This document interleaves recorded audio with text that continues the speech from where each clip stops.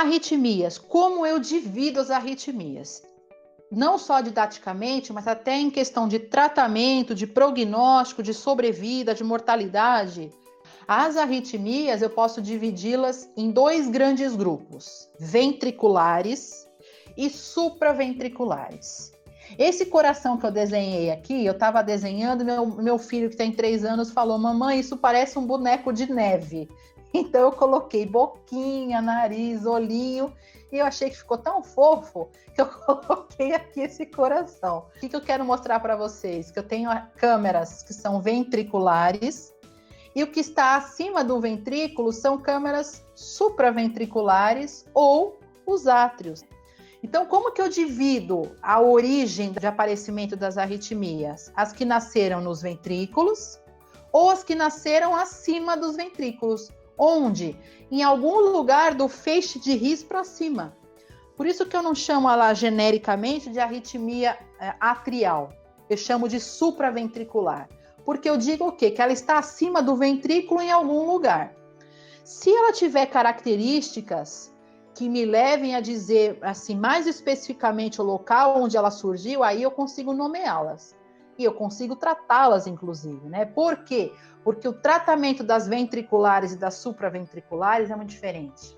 Quem morre mais? As ventriculares. Quais delas são modalidades de parada cardíaca? As ventriculares. As supraventriculares, elas não estão relacionadas à mortalidade instantânea. Elas estão relacionadas à mortalidade a longo prazo, relacionadas a outras complicações. Por exemplo, a formação de coágulos, de trombos dentro do átrio, que é muito comum na arritmia atrial. Qual delas? A fibrilação atrial. Então, lá no começo da aula, eu falei para vocês, pessoal, várias vezes eu coloquei paciente na mesa, e eu tive recentemente uma situação dessa, em que eu olhei no monitor e vi uma fibrilação atrial. E eu perguntei para o paciente, o senhor usa varfarina? Por quê? Porque esses pacientes são candidatos a terem trombos intracardíacos. Uso. Puxa, se usa anticoagulante, não pode fazer uma punção arterial. Porque quanto tempo ele vai sangrar depois, né? E o risco de complicação, de formar um hematoma grande. Então, quando você olha esses traçados no dia a dia, à beira do leito, quantas coisas você infere no seu paciente, né? Você olha aquilo e fala, puxa, isso deve ser de tal coisa, né? Então, eu tive uma outra situação que eu monitorizei o paciente e olhei, ele tinha arritmia supraventricular, que era a fibrilação atrial, que nós vamos falar dela. Olhei no traçado, não tinha fibrilação. Fui conversar com a equipe. O paciente que acabou de chegar do pronto-socorro, ele estava em fibrilação atrial? Aí a pessoa conseguiu me responder assim, a hora que eu olhei o eletro não estava. A minha pergunta é, e o traçado muda depois? Estava no papel, gente, não é no monitor. Na hora que eu olhei não tinha fibrilação atrial. Eu falo, oh meu Deus do céu, né? Tá bom, então não tinha, então agora ele tem, tá bom? Ele está em fibrilação atrial. Vamos fazer o exame assim mesmo? Não, vamos fazer a fibrilação atrial aguda. Vamos prestar atenção para isso não ter outras complicações, mas vamos fazer. Quem trabalha com monitor tem que saber olhar para o monitor. Lógico que é sempre monitor paciente, né? Óbvio. Você não trata o monitor. Mas você ter um monitor, olhar para ele e ele não te dizer nada, é melhor você trabalhar numa unidade que não tenha, porque aí você passa menos vexame, né?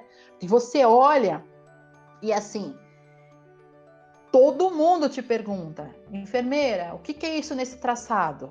O paciente pergunta, o acompanhante pergunta, o técnico de enfermagem pergunta, né? Se você está em hospital escola como eu, o teu aluno de 4º ano pergunta, o teu residente pergunta, e você não pode ficar lá caçando mosca, né? Viajando no balão, sem saber o que está acontecendo. Tudo bem? Então, como eu disse para vocês, eu não, né? Isso aí é dividido conceitualmente já. Todo mundo já usa isso aí, já é estabelecido. Em arritmias ventriculares e supraventriculares. Então, o que são as supraventriculares? É do feixe de His para cima em algum lugar. Patrícia, eu bato o olho no eletro, tá com arritmia. Como é que eu sei se é ventricular ou supraventricular? É fácil. As supraventriculares todas têm QRS estreito. Olha aqui a última linha do slide. QRS menor que 0,12 segundos ou 3 quadradinhos. Então, mesmo que não tenha onda P, mesmo que a frequência seja alta, não importa isso. O QRS é sempre estreito. E nas arritmias ventriculares, o QRS é sempre largo, ou seja, acima de 0,12 segundos. Então, você olha para um traçado e vê QRS largo, você já fala, meu Deus, vai estragar, vai detonar o meu plantão. Vai mesmo, né? Porque toda arritmia de QRS largo, a tendência é que ela seja ventricular e ela pode evoluir para uma arritmia maligna, letal, certo?